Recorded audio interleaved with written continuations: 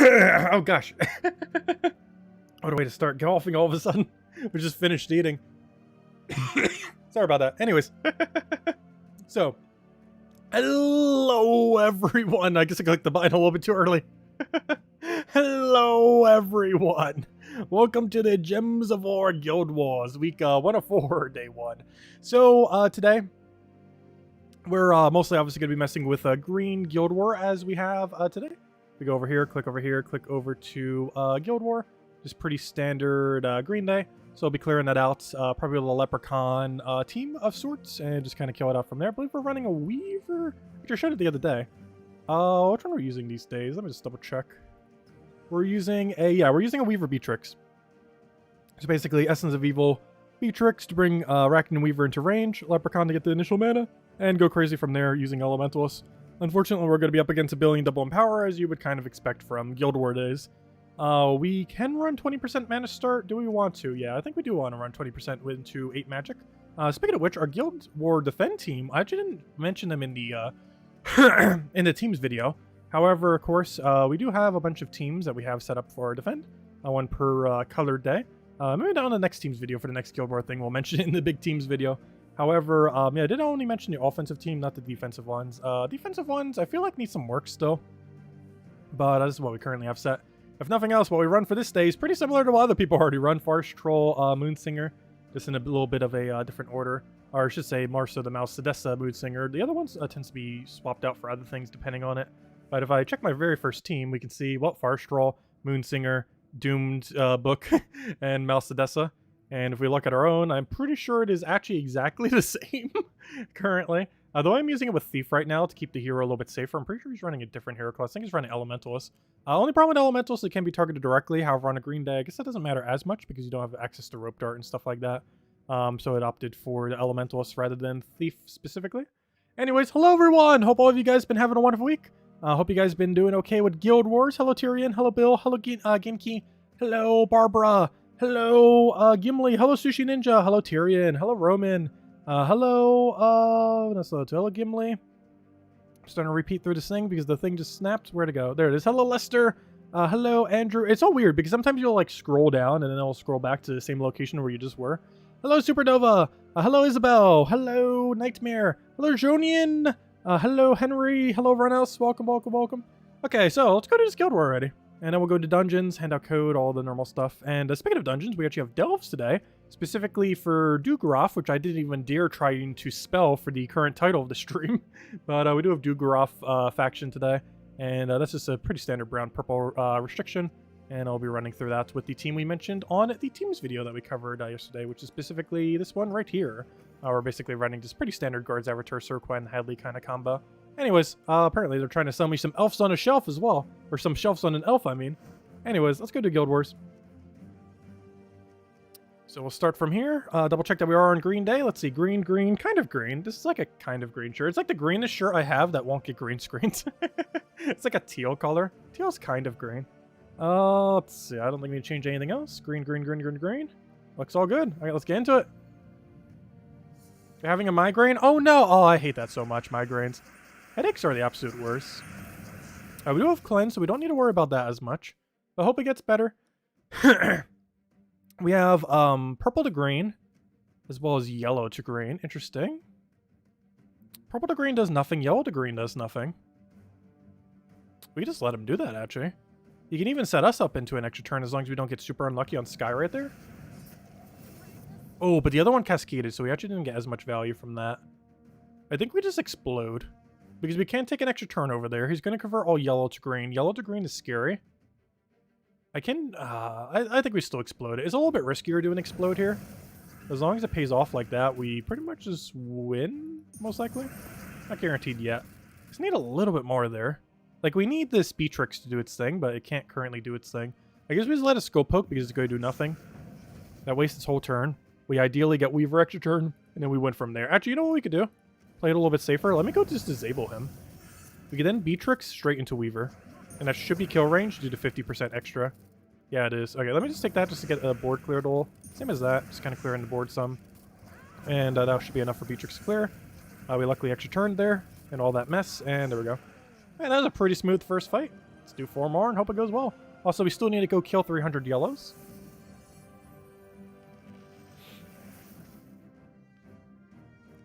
And we're slowly working at that, 1 Moonsinger at a time. Because pretty much every team's going to have a Moonsinger on it, realistically. Alright, so this guy's doing the same thing as the other person. Where he's running. The only difference here is Karnix. Karnix is a weird choice, I guess because of Impervious. I'm pretty sure almost like 90% of the reason why Karnix is there is because of Impervious. It does still have that skull thing too. Add some of its armor to skull damage. It's not a lot, but you know, it adds up. It's a lot weaker version of Tina 9000 in that regard. Though it does have Impervious, so it has that going for it. Basically same premise, just with a different starter up front there. Also, hello Defiant! Welcome, welcome. It was Red Day for you. And you use the rednaZ Zugoff. Wait, Nose Day. Wait, is that the blue spam Zugoff team? I'm not sure which one you're referring to. But nice at 9,300? Because isn't Red Day the day that you could spam blue onto Zugoff and not get frozen? I can't remember what day that is. Like, I'm going to have to explode and hope I get lucky. Unfortunately, I have to do this on turn 1 rather than turn 2, which is not ideal, but luckily the board that we left him with is very bad.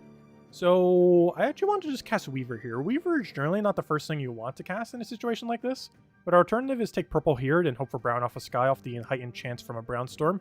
So statistically, we'd have a slightly better chance there, but it's not where first king.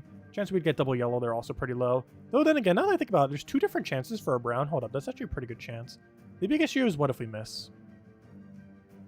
Yellow to green, nothing.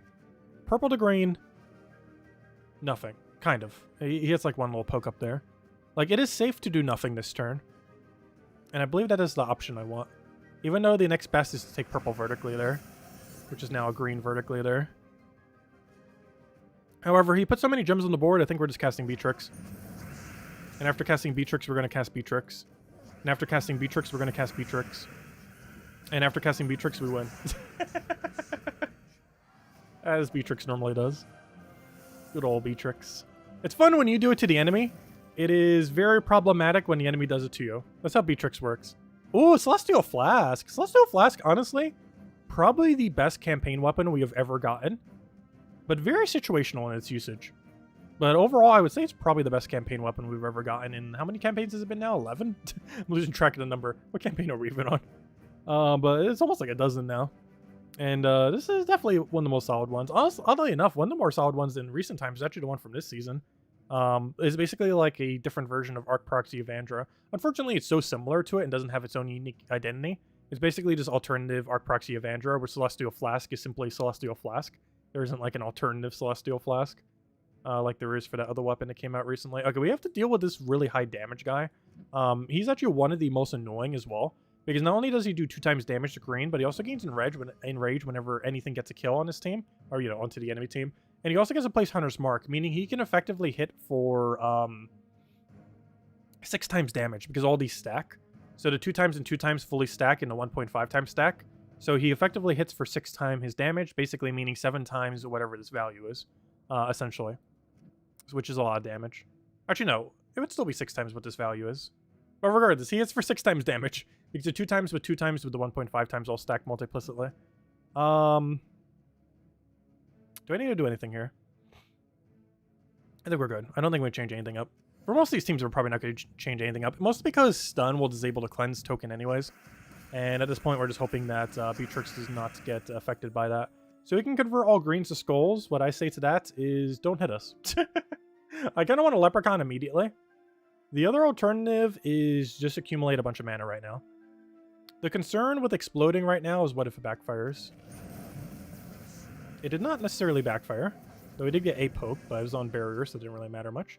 We are using a barrier on brown hero class, so we can simply just take a brown here. The only big issue with taking brown is we do not gain immediate value from taking brown. We simply just deny his turn's value rather than gaining any value for our own. I could try for double brown off a sky. We do have brown storm in play. Unfortunately, we only got 1 of the 2, though we did get a skull poke there. Not much progress, but some progress. We have Weaver available, but nothing we really... Like, anything we could do on Weaver doesn't really help us too much right now. So that's a huge disable right there. Really, really nice to see. I think we just take blue, hope it surges, and we're good to go. Like, as long as that surges, we just win. It did not surge, so we didn't win yet. They're about to very soon. I just need a blue or a green. Also denying him on brown if we can. As much as I want to take purple here, I believe it's more important that we deny brown. Oh, but then he still gets brown up there, though. He didn't take it, so that's good. So we'll take that. We have essence. Not ideal, but something we can get down. Honestly, I just want an essence first slot. Oh, no, we can just kill him. No, we can't. Yes, we can. Because he's stunned. He doesn't have 25% reduction. Actually, never mind. He doesn't even have 25% reduction. That's the other one I was thinking of. Yeah, just kills because of Doom Skull. And he has no way to dodge or anything. He will get green to skull, but the green to skull doesn't do anything. So we'll do that. He'll do green to skull, which, as we mentioned, does nothing. We now go Essence of Evil, the biggest threat, which at this point I'm pretty sure is Hero. And by pretty sure, I mean it is Hero. It is definitively Hero. So we'll take that down, especially Elemental is Hero. I can go for double Beatrix if I want to risk it. However, the safer bet is just Weaver him now and then Beatrix him next turn. This might make us waste a turn, but it ensures that it's a little bit safer, just so Hero doesn't go too crazy. Not like it really could have, but, you know, it could have technically cleansed that turn. Very low, like 5% chance or 10% chance, whatever is at that time. Because it was cursed, so it has that lower rate. Okay, we got a Zugoff build. A Thral Zugoff build. With Crown? Don't see Crown too often. With a Graveseer? I'm not sure what he's trying to achieve other than getting a really lucky Graveseer turn 1. Like, he's really banking on Graveseer being his entire team. Which, in all fairness, that's a pretty good strategy. That's pretty much all you need. Just get a good empowered auto win. Unfortunately, our starting board is not the greatest. We're just going to explode everything and hope we get lucky. We did decent on the getting lucky part. I can now disable any one thing on the opposing team. As much as I want to do this onto Zugoff, as he's the main thing that will kill us, I am also slightly tempted to do it on Hero. Though it does seem like we get more overall value from doing it on Zugoff first and then doing it on Hero as our subsequent cast. Not to mention, we might be able to just kill Hero outright with skull damage at this point, especially with it being disabled on everything, so it doesn't have barrier on brown or any of those other annoying traits. So I'm going to take this vertically, even though we could have taken the other one there. At this point, we do have Fairy Fire there, so we can just cast Beatrix, hope we land the extra turn, and go from there. It does indeed land. We can go for Weaver if we so choose. It doesn't look like we're going to be able to get it here. We'll simply go for the Weaver there, and that's... what's 50% of 70? That's 35. Yeah, that's exactly. Actually, that's one more than enough damage. It would have done 105. He had 104. We can then go for it again. Though I'm actually going to go for Beatrix this time. There's enough green-brown. We're likely going to land extra turn. Explode the board, and that's match. That's so far so good. On track for like a 9,500 as well. Like, this is the kind of Guild War I like a lot. That and those matches where you're like stalling forever and trying to get like a really hard fight. And then you just miraculously win all the way at the end. Okay, so here we have a pretty standard one using Doomed Glaive. Beatrix is interesting. We might want to essence the Beatrix. The only problem with a Beatrix on a team like this is if we don't get a stun through an extra turn, we have to use Essence of Evil on Beatrix rather than Hero. As soon as we get it on Hero while Beatrix is stunned, we basically just auto-win. But the biggest issue is going to be us having an option to do so, but Beatrix not being stunned, as we're basically going to have to be forced to do it onto Beatrix. So far we have not been punished by using Leprechaun turn 1, though it looks like this time around we might, compared to usual. Because I actually am frozen on the worst thing that we could be frozen on, which is Beatrix. The one thing we do not want to be frozen on, the only thing pretty much that we don't want to be frozen on. So, this is the situation I was talking about earlier, where we have not hit an extra turn. So even though we want to deny Hero, we have to hit the Beatrix here. Because if we don't, he's going to cleanse, and we have to make sure he doesn't cleanse. So we are going to have to go for this. We could always go for last slot there too, technically. But we will do it down this way. We are not frozen on brown.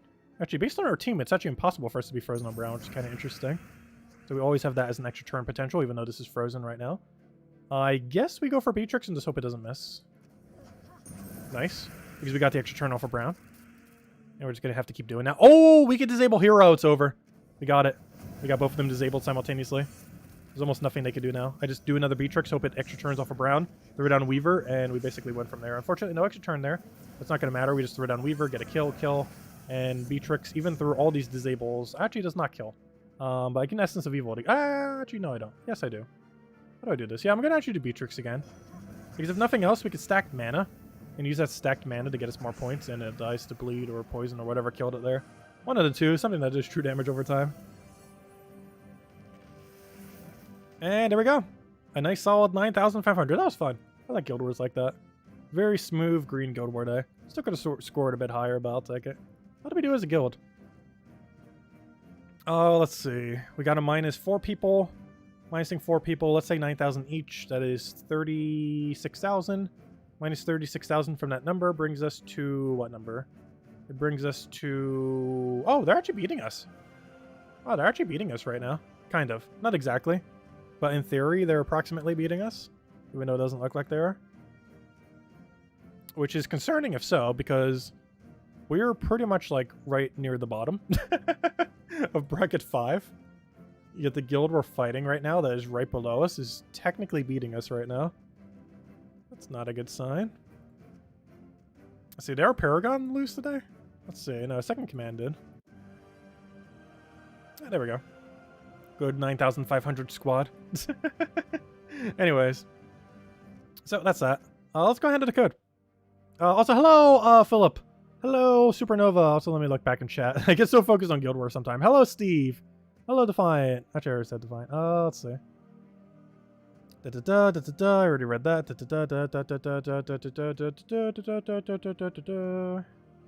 Let's see. How would you arrange a Savage Hunter, Sister Superior, Traknala? I can't remember what Traknala does. And Withering Staff? I guess it depends what hero you're running. Like, it depends if you're using Hero more as a protective source or as a mana accumulator. Because Writhing Staff in a lot of situations will be your first slot in most teams. Not always, but a lot of teams. Alright, let's go and hand out a code.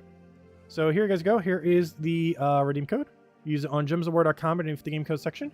Your invite code can be found in your settings menu. Redeem code is right over there in chat. And give the same order as always of true treasure maps, 1 gem key, 200 souls, and 2,500 gold. And as per usual, definitely feel free to leave a like on the stream. Helps a lot and is greatly, greatly appreciated. But there you guys go. Enjoy. Alright, let's go clear through these dailies real quick. And then we'll go mess with dungeons next. And see if we can finally get our second perfect, or I should say, the first perfect on stream. Since our other one was unfortunately one of the few days that we did not stream last week. I'm looking for, where on earth is Magnesia? There we go. I'm gonna go run this through the dailies real quick. Get a handful of gems. Oh yeah, that's that one, Empower Converter. Yeah, you would definitely run Writhing Staff first thought on that team. Oh gosh, how did I forget about her? I actually used her quite a bit. Well, not quite a bit, but you know. She comes out. Well, I guess probably because she's the most recent one added. Because of all the Skull Converters, all 3 of them, or you know, all the Empower ones, she's the most recent one to be added, so that's probably why I forgot about her. Yeah, she's a really good one. In that context, you would definitely want a Writhing Staff first. Because you normally need your hero to tank.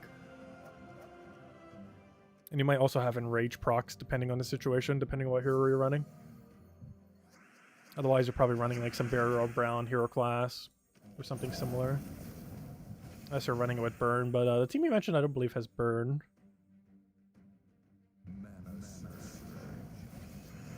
As hello, Clip Bomb! Welcome, welcome. Hope work goes well.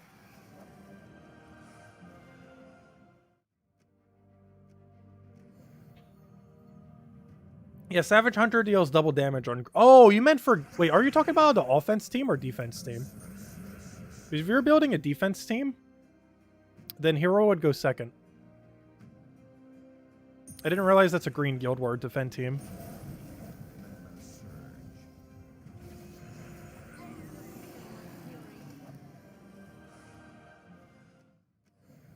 Because if that's the case, you want to put the highest damage one, which would be the Null in first slot then.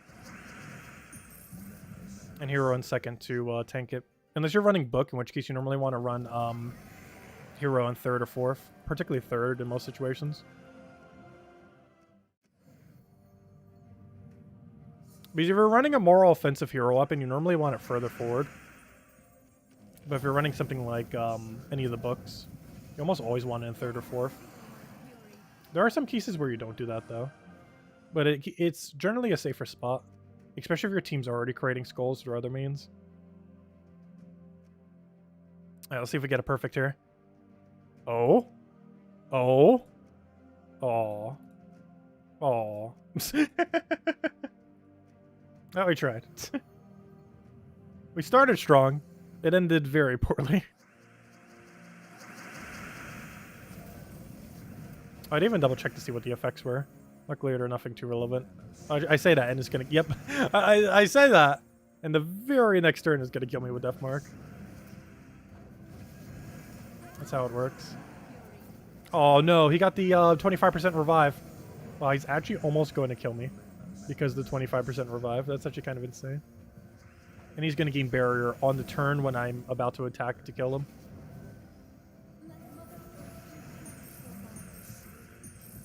Wow, we're actually going to win because of burn. Well, not that we're going to lose, but we're actually going to win quicker because of burn.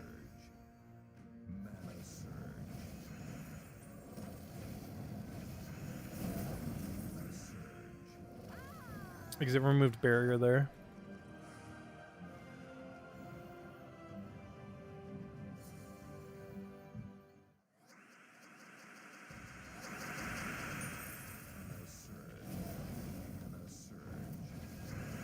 Since the dungeon fix, you've been picking 1, 2, 3 daily, and got 2 battles and a buff over half the time. Have you? I have on the day that we ended up getting it. I did. On the day we finally got perfect top 3, it was battle bless or something along those lines. I believe it was battle bless. I had a video up on it. I'm pretty sure it was battle bless.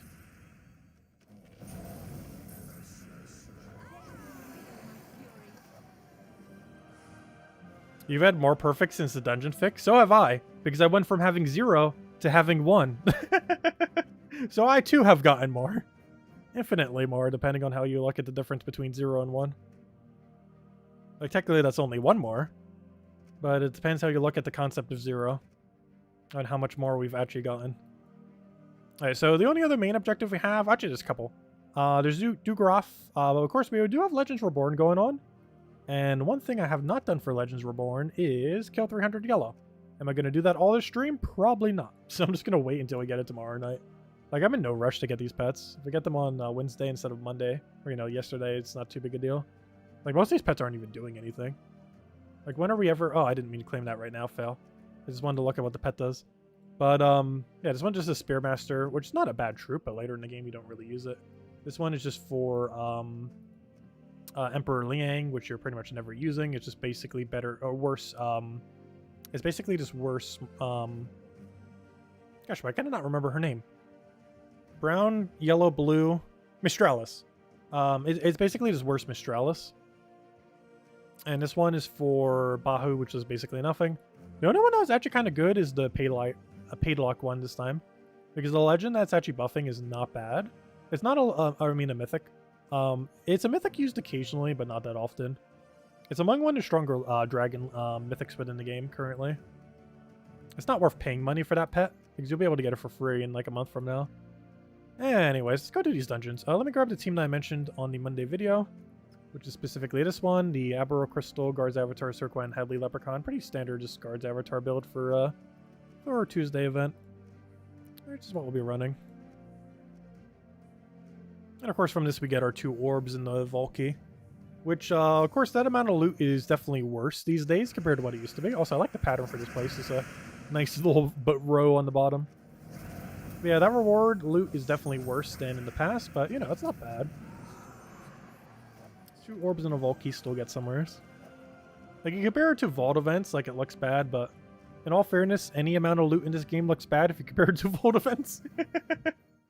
Vault events are just that good for loot. It's a little bit of an unfair comparison for it.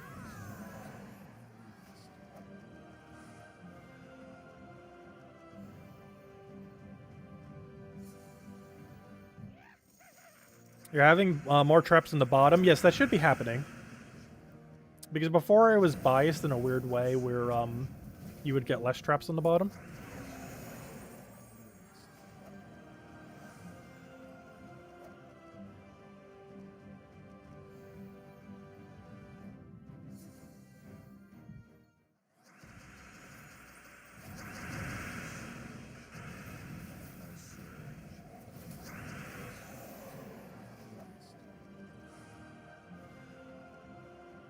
Oh wait, are these? There's not all treasure room, right? Oh wait, is this a 4 treasure room location? I almost forgot about this place. Yeah, this one's actually kind of okay. It's not the best place for loot. But yeah, it has like 4 treasure room all in the corner. I almost forgot there was another location with 4. There's Hall of Guardians, or not Hall of Guardians, I meant, there's Mirrored Halls, I meant to say. So there's Mirrored Halls. There's City of Thieves. There's Dugoroth. And is that it? Is there a fourth one I'm forgetting of? Because I believe those are the only 3 with 400% guaranteed treasure rooms. There are others that can have 4. Like, for example, Crypt. Or not Crypt. It's not Crypt. What's it called? The one where Life and Death is from. I forget the name of that place. I know exactly where it is, too. It's right over here. Not Dark Court. Wait, was it Dark Court? Gosh, I'm completely forgetting right now. It was... No, it's not Dark Court. That's what I thought. Gosh, why am I forgetting the name of this faction? Oh, Silver Necropolis. There it is. Yeah, it's Silver Necropolis, City of Thieves, and Dugoroth. Unless I'm forgetting of another one. Those 3, I believe, are the only 3 with 4 guaranteed treasure rooms. Are Mirrored Halls, Silver Necropolis. Oh, sorry, those 4. But yeah, Mirrored Halls. So these 4. Mirrored Halls, Silver Necropolis, City of Thieves, and Dugoroth. Unless I'm forgetting one, those are the only 4, I believe, with 4 guaranteed 100% treasure rooms. There are others that can have 4 treasure rooms, but they're not guaranteed to have 4 treasure rooms. I believe those are the only 4, unless I'm forgetting of one.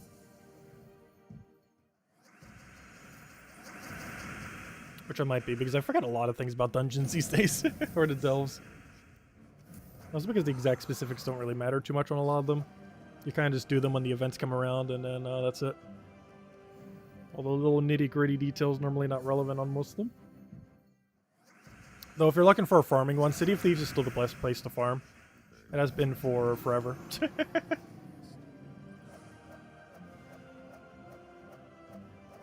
Yeah, there's a good number of them that actually have 0 guaranteed treasure rooms, as well as only 1 guaranteed treasure room. Luckily, with the new formats that they've been adding, quite a few of them have been getting updated. For example, Sea of Sorrows is a delve that originally had 0 treasure rooms. However, the deep delve version of it has 3 treasure rooms, all guaranteed, which is the one that we had last weekend. So they improved it from having 0 to 3. Of course, that only affects when you find specifically that variant of it, which only happens when you do deep delves or when you have a Tuesday event and it rolls into that specific one. However, that is still an improvement compared to, you know, its standard layout.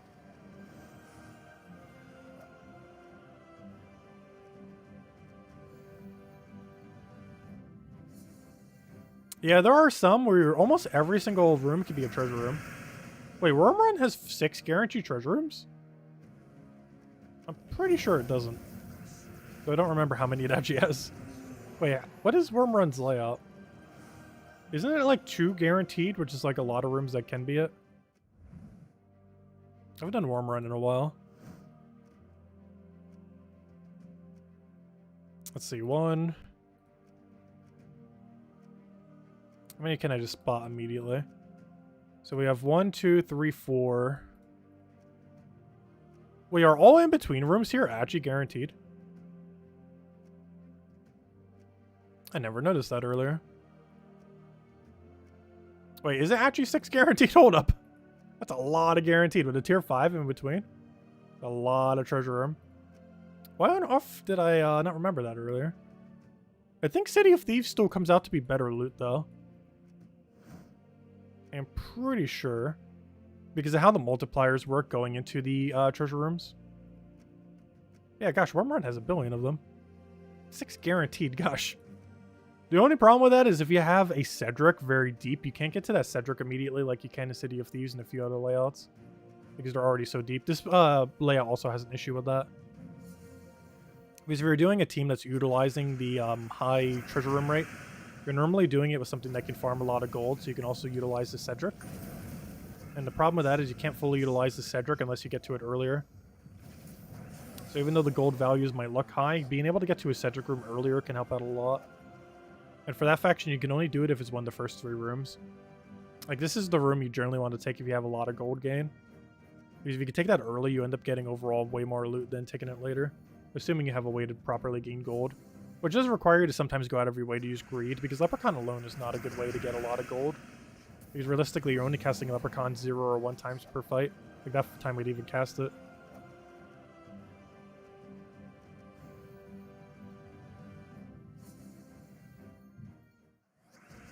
Yeah, I assume it would have been, because there was a lot of glitches with that place. The skulls weren't even creating correctly. Yeah, I could have sworn that one was 4 with the rest of them being RNG, but yeah, 6 guaranteed. That's kind of insane.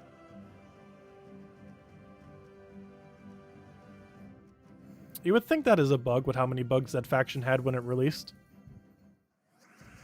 Because they couldn't even do the skull mechanic. They had to do like a 50% mana star for the legend and remove the mechanic from all the troops in that kingdom, or in that faction, because it wasn't working correctly. And then they fixed it months later.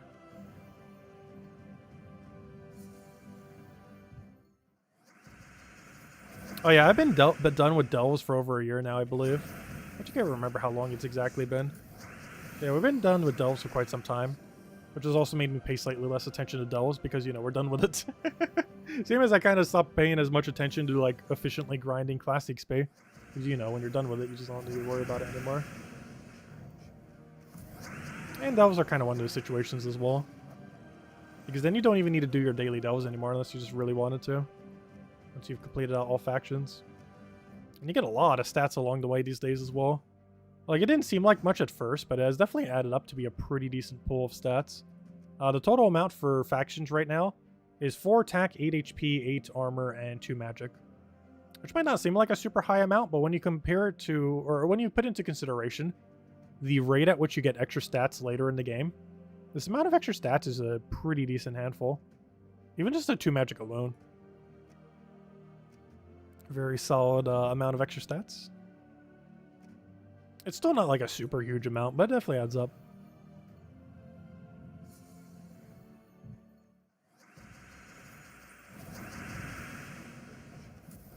Yeah, we do still get new factions occasionally. Obviously, whenever we get a new kingdom. There's currently no announcement on a new kingdom, but based on recent time, we can assume they're going to add a new kingdom once every year, based on current rates at which new kingdoms have been added to the game recently. Because that seems to be their approximate goal. There's roughly 1 kingdom per year now. It used to be a kingdom about every 2 or 3 months, but obviously that's not really doable these days, given the sheer number of kingdoms that are now in the game. They can't add too many too quick now. But it still seems like they do intend to add more kingdoms over time. And that current pacing has been about once per year. It took like 2 or 3 years with no kingdom, and then they started doing like 1 per year.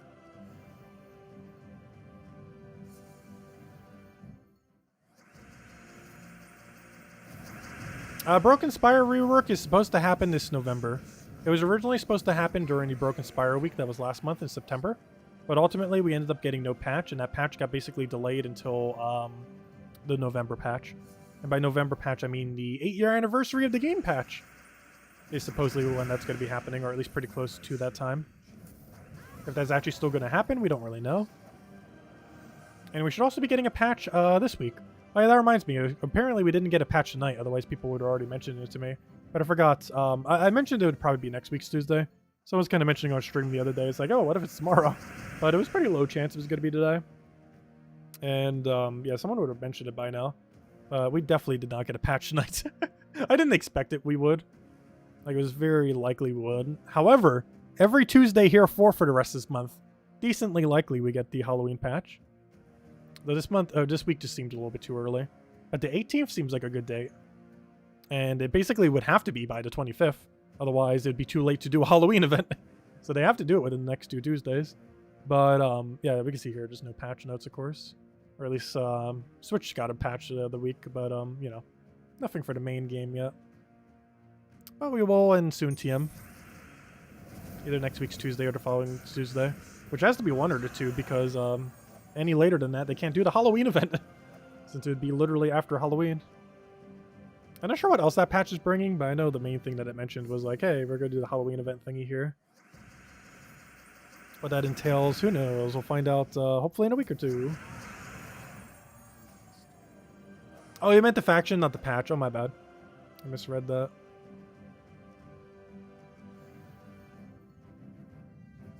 Yeah, about 100 delve runs saved up. You think you'll run city for all of them, I guess? Wait, how do you have 100 delve runs saved up? Wait, how on earth do you have 100 saved? Because any that you don't use on a given day, they don't stack. Unless you're buying the gem 3 every single day. While also not doing your other free ones. Not sure what you mean by 100 delves stacked.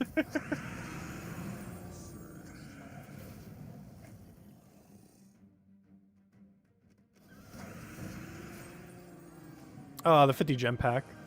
Wait, so you're buying the 50 gem pack every day, but not doing your daily 3?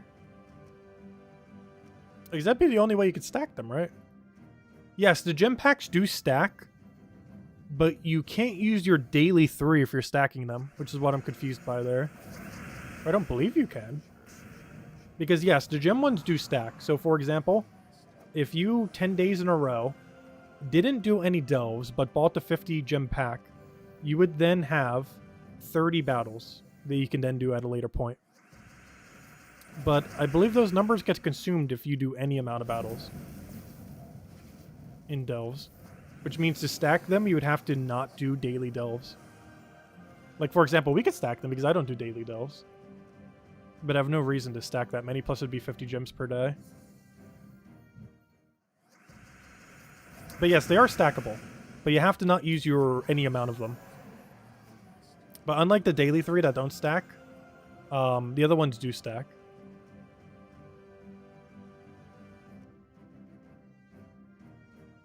Yeah, that's what I thought. So what Sushi Ninja mentioned, yeah. You can't do any of the daily 3 if you're stacking them. However, they do stack infinitely if you just don't do any of them. The daily 3 don't stack, but the bought gem ones do. But in order to make the stacked gem ones stack, you have to not do any of your daily ones. Meaning, essentially, you're paying 50 gems to delay the 3. One way that you can look at it is you're paying 50 gems to make it so the 3 delves you get every day carry over to the following day. That's basically what the equivalence of spending 50 gems on it does. Is that worth it? It might be to some people. If you can't play that much every single day and you want to still play them, and you want to do them at a later point, you can spend 50 gems every day, stack them up, get a stack of, dozens of delves, and then do them all on a weekend when you have a bunch of time. But it will cost you 50 gems to do per day to do it that way. But it is something that can be done, and some people might find it worth it. Would you stack to 69? Technically, you could stack to exactly 69. It would work since it's divisible by 3. Though theoretically, you could do it to any number if you just used a couple of them.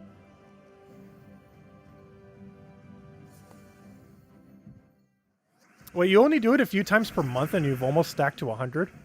That means you've been stacking them almost since they've existed. If that's the case. That's a lot of stacking. Because that feature has only existed for a year? About a year? I can't remember when the patch came in. But it's only been about a year.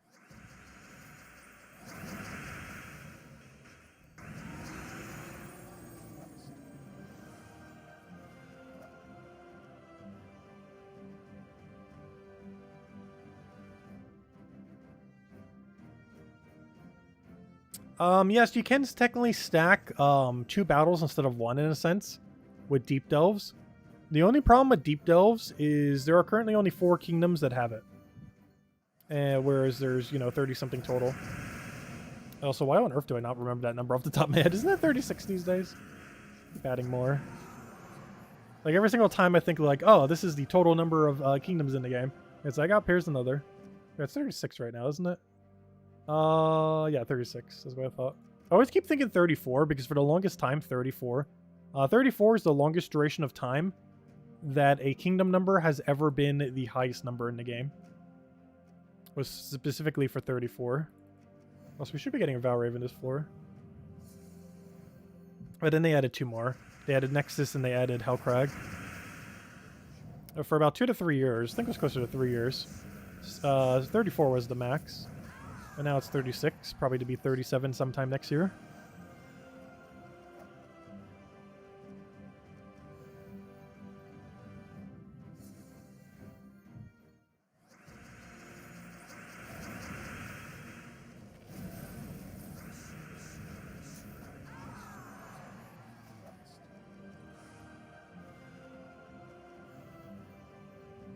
But yeah, Deep Delve's been coming in at a pretty slow rate. It's only been like one every few months. Like, I believe sometimes they run on the 6-week period, but I'm pretty sure other times it takes longer than 6 weeks for it to cycle.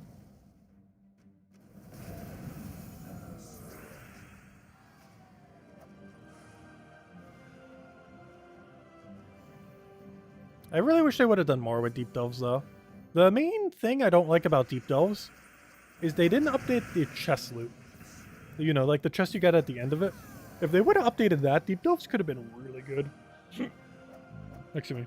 Because they could have put a bunch of resources there that, you know, actually useful. And if that would have happened, that would have been so nice for those chests. What is the highest score I've ever seen in Guild Wars? Ever seen or ever achieved? As far as the highest I've ever gotten, it was definitely high 9,700 or something. I forget the exact score now.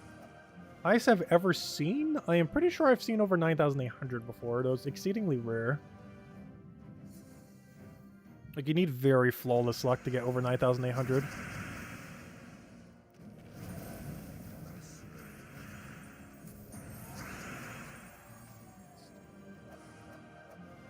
Wait, did a patch actually drop?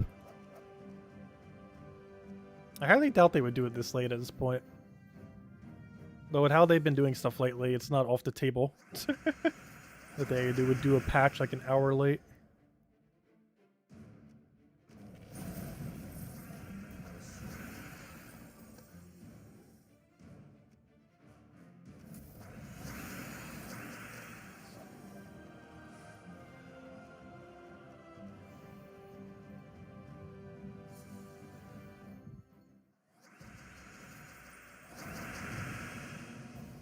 That was the perfect chance to say over 9,000!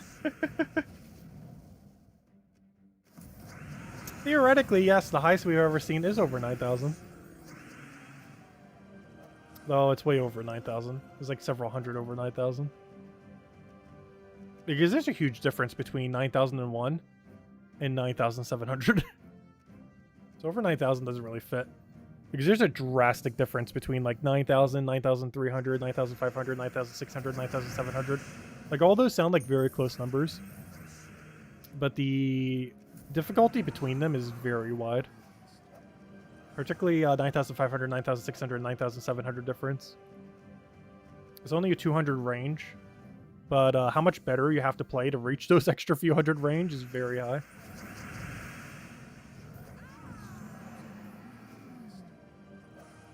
Yeah, I didn't see any patch notes on the forum thing. I just checked like 5 or 10 minutes ago. I don't believe we're getting a patch today. It's almost guaranteed next week's Tuesday or the following week Tuesday. It seems too early for them to do a patch. Because based on when they normally do Halloween patches, it's never this early in the month.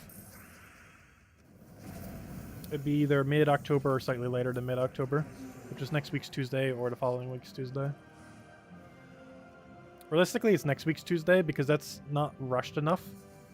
Like, it's not overly rushed, but it's also, like, close to the holiday. Seems like the most likely date.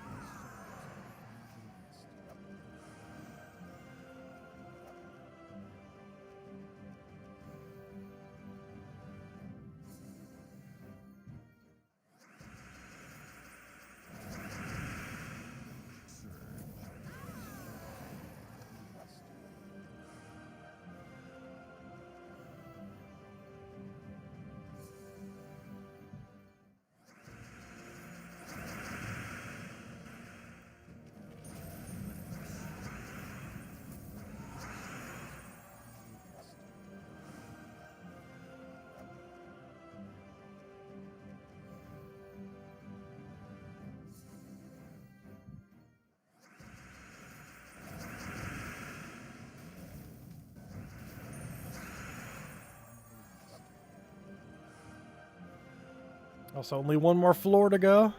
Well, after this one, of course.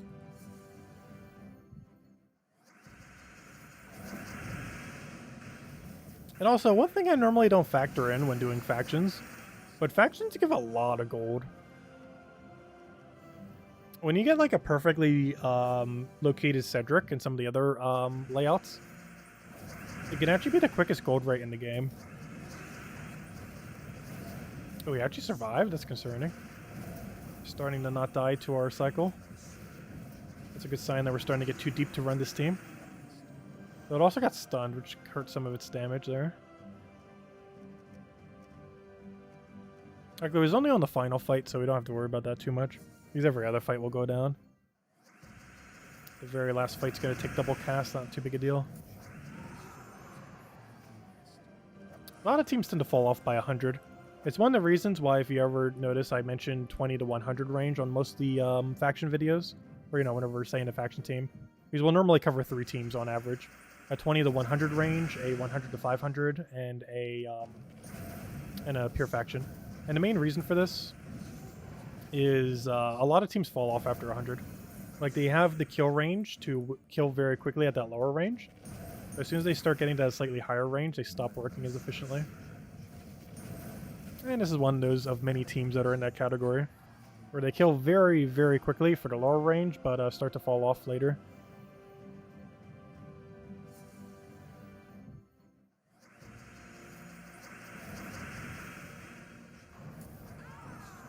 Also, I just realized I'm running magic right now instead of armor, aren't I? I am.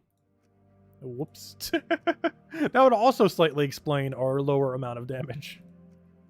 I once again forgot to switch to armor.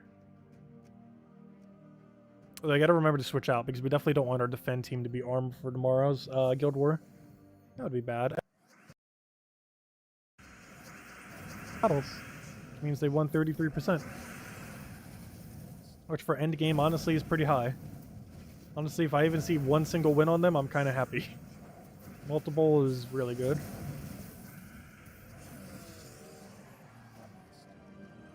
Mostly because win rate is so high later in the game for Guild Wars.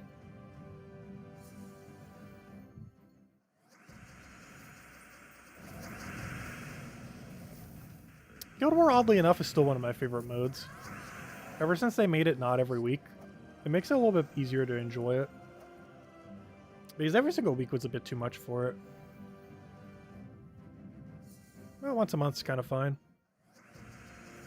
There's a lot of interesting things that happen that you don't normally get to see. It's also a lot more intense. The only problem is the meta for it is so stale. And definitely needs to be tweaked. Like, they need rule sets, they need something in there to make it so it's not the same exact Guild War every single time it cycles around. Like, every other mode has it. Guild War is one of those few that has no variation.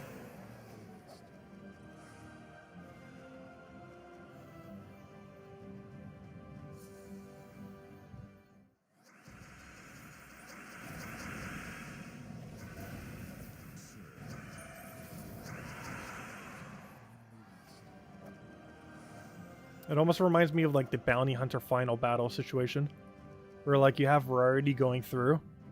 And then once you reach the end, it's just the same fight over and over again. That's pretty much endgame Guild War. It's like as you're doing Guild War and progressing higher, it's like, there's a bunch of diverse teams here. And then you get later in the game, it's like, I fought this team at least 1,000 times in Guild War before.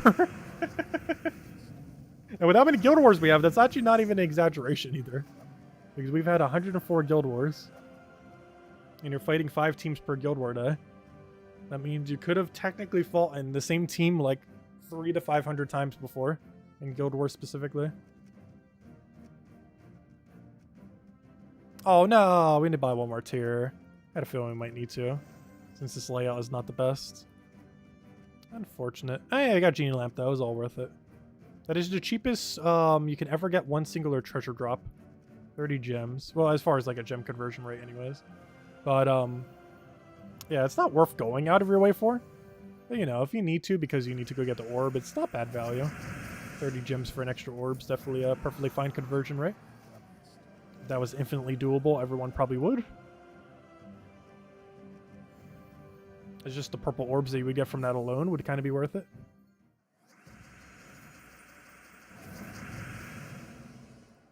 Defiant. I'm still much in the learning stages of that.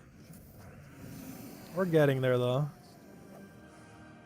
I just haven't had as much time recently to work on it. Really need to find more time, too. I tend to have an issue of picking up a lot of hobbies and then like never going all the way through with a lot of them.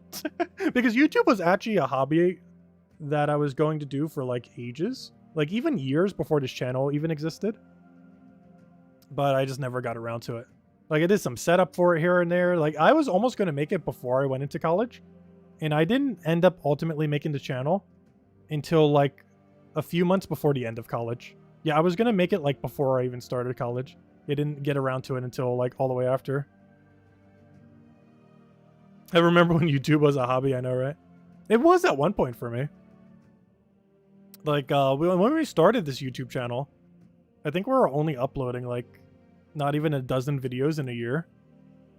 And then I looked back at the channel later, and it's like, oh, those videos did kind of good. Let's just do more. Then we started doing it every week, and just kind of went from there. And eventually started streaming, like, every day.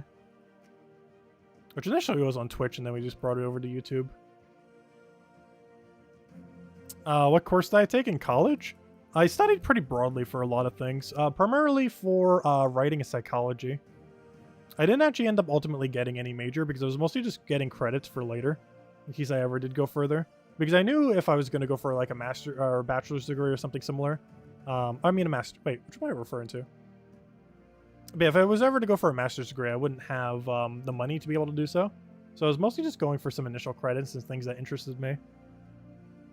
Unfortunately, things like game design and stuff like that, I never was able to take classes for. In high school, I took like digital communications classes and some similar things. But I've never actually taken like a game design or similar class of the sorts. And I've never taken like specifically a coding class. However, in digital communications class, I did do some coding. Though it wasn't a coding class, but it did have coding like material that you learned.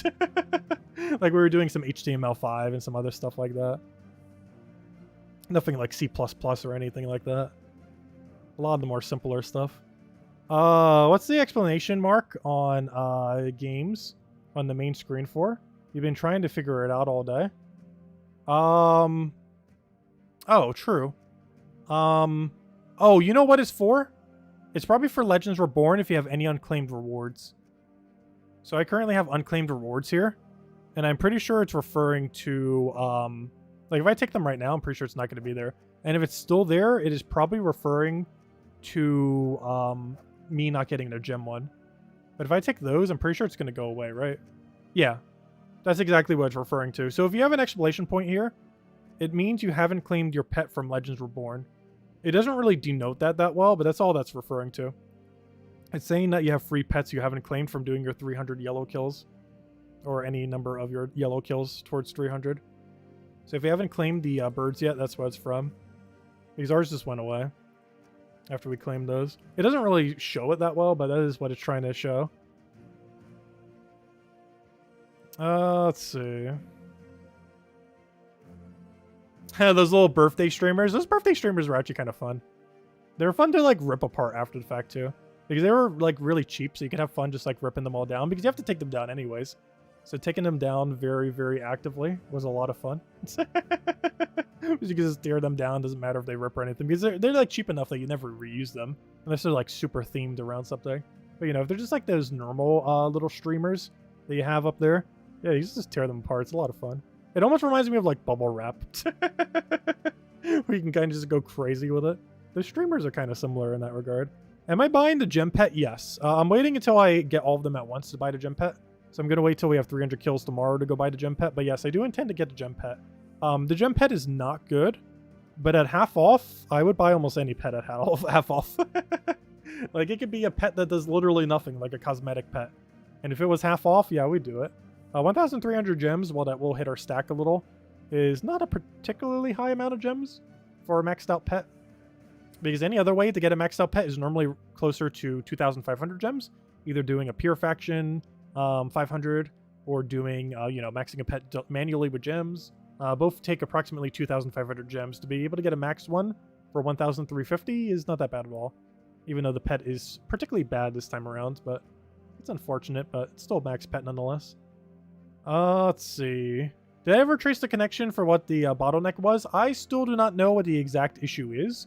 I have done things to change the stream that have made it work better. As far as making it run smoother. Like, we haven't dropped a single frame this entire stream. We didn't on the previous stream. So I have changed my settings to adapt for my worst connection. However, my connection is not actually better at the moment. I just simply changed all my settings to adapt to the new worst connection. But yeah, I'm still not sure what the issue is. I have not been able to get contact with the service provider, and I probably have to get there manually, but they moved their location to even further location, so I just haven't had time to go there yet, which will happen at some point. For now, the streams aren't being affected by it, so it's kind of fine. So it hasn't been like super high priority, but I do need to get around to it. But yeah, the connection should be stable right now. I don't believe we lost, like it says we haven't lost a single frame or anything like that. And the previous stream we just did earlier today was also perfectly fine. It just means we have to just stream at 720 with a few other settings changed to lower rather than at max capacity and stuff like that. But it works. Anyways, guys, also hello J Shar, welcome, welcome. But I believe we're going to be calling it a night for now. Can't you like call them? Every time I've called them, I have gotten to their automated system. Like every single time I get in like an automation loop, and the answers that they give are not solutions. It's like reset your router and you know all the like the normal stuff you get whenever you like say like, hey, I have like a connection issue here. Pretty much like the whole spiel that a system like that would go through, and it does it every single time. But anyways, guys, we'll be back tomorrow night, same time as always, 8 p.m. Eastern Standard Time, 1 hour prior to now tomorrow. We're primarily going to be doing obviously Guild War. We do have a pet. Unfortunately, it's a pet we've already had a billion times over now, so nothing too special on the pet there. But we'll mess around with Guild Wars, probably do a little bit of Explore grind there. If nothing else, actually, you know what we'll do tomorrow? Probably a lot of World event. We actually didn't touch it today, so we do need to catch up on that to help out the guild. They got a little bit more loot, and we have to help them get even more. So I'll probably do that Guild War and maybe a little bit of Explore grinding if we have some time. No midday stream tomorrow. Next midday stream will probably be a very small one on Thursday, where we do a little bit of Fall Guys for a couple hours around noon. Aside from that, the one after that will probably be this weekend for Pokemon again. Though a different Pokemon than what we did right now, or, you know, what we did today, because we kind of finished that out. Anyways, guys, I'll catch you guys later. Thanks for stopping by. Enjoy your week, and see you guys soon. Goodbye, everyone. Thanks for watching.